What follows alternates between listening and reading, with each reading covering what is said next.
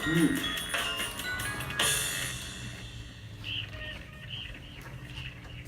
Meow. Jacob!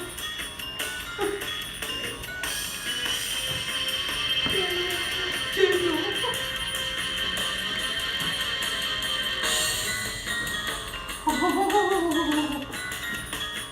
Mm.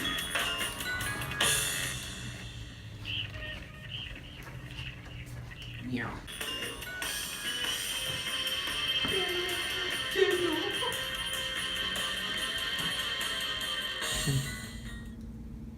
I don't remember much about my brother. Most of my memories are going to the institution to visit. Doctors say that he had some sort of mental illness. So it's agreed now that it was just a severe form of ADHD. It's treatable now. Before the times of the institution, my brother was all over the place. He didn't get good grades, he did bad in school, he didn't have many friends. His doctor told my parents to institutionalize him and never see him again when he was 12 and I was 4. But we did. Over time, it started to feel like an errand. A trip to see your brother shouldn't feel like a trip to Acme or something. Over time, he started to mellow out. Must have been all those drugs they kept pumping into him. The last time I saw him was when I was 14 and he was 22. I wanted to say hi to him, but he didn't respond. He would slur his words, he didn't make eye contact, he barely moved. He wasn't himself. They had made a hare into a tortoise. Not a tortoise, a sort of unresponsive snail. A week later, we learned that he had killed himself. We don't know how. And to add insult to injury, they wouldn't even let us see his body. We couldn't go to his funeral. They buried him in an unmarked location. 3 years have gone by, and it's like he didn't even exist. A distant memory, teetering on the edge of obscurity.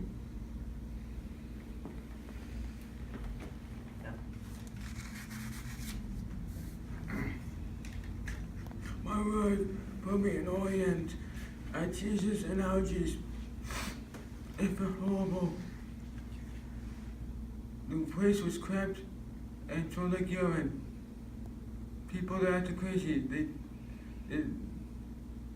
They were screaming and crying.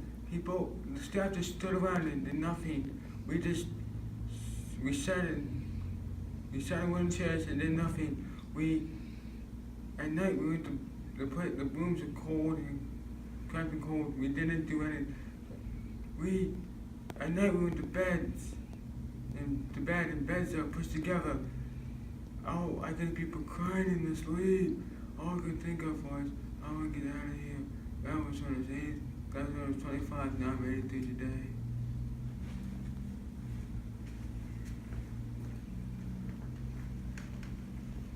Well, I once was a little boy when my dad died and mom died. I got no one to take care of me. They sure put me in a handcuff and put me in the car and said, what did I do? Son, you ain't got no one to take care of me. And he said, after right now, I'll take y'all to Apple Creek. That sounded like a night plate. I floated in a tree and a creek in the backyard. Well, as you can see, we drove in a long, dry country. We passed a farm, tree, and field. But this time, we arrived at a great bread building at the end of the long drive. I smelled something bad and I was starting to worry. The sheriff made me march through the car and said, mean looking woman. And the sheriff made me look at the mean woman and said, take him to cars number 5 right now. We arrived at cars number 5. The sheriff put the leg and 50 bed with Jim together. He took away my old clothes and put me in ragged clothes. They pushed him, but this, my friend, they were rocking back and forth. They were trying to climb the wall. They were crawling on the floor. They were fighting and screaming. They were crawling in the wall. They were trying to get the bar out of the window. Well, this is a nightmare, right? No way! This is where for the next 35 years, all right? When you think of a place called Apple Creek, you think of rolling hills and vast meadows. You can feel the sun on your skin and a light breeze blowing through your hair. And you can smell apple-flavored pastries baking somewhere in the distance. But when I think about it, I remember the sound of rattling metal and far-off screaming. There are long, cold hallways, and all you can smell is sadness. Pastries aren't allowed. My parents put my sister in the institution when she was 15. I was 12. They told me she was sick, and I never heard of her again. At night, I would hear whispers of a place called Apple Creek, and I could sleep soundly, thinking she was somewhere nice, safe. I almost thought I was in the wrong place when I was finally old enough to visit her. This brick building was nothing like I had imagined. It felt like I was carrying a heavy load on my back when I went in and requested to visit with her. And then they wheeled her out. I remember my sister as this bubbly, outgoing girl, but this was someone else. We sat in silence for a long time, and when she finally spoke, it was in this hushed, gentle voice, like she was a ghost, like she never existed, and I was hearing this far-off echo of whoever she used to be. So I left,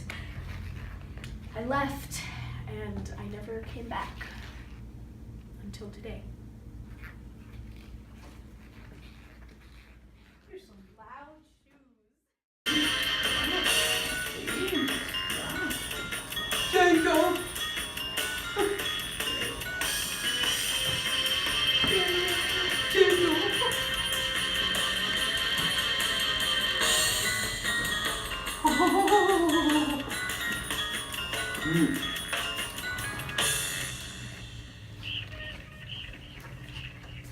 Meow.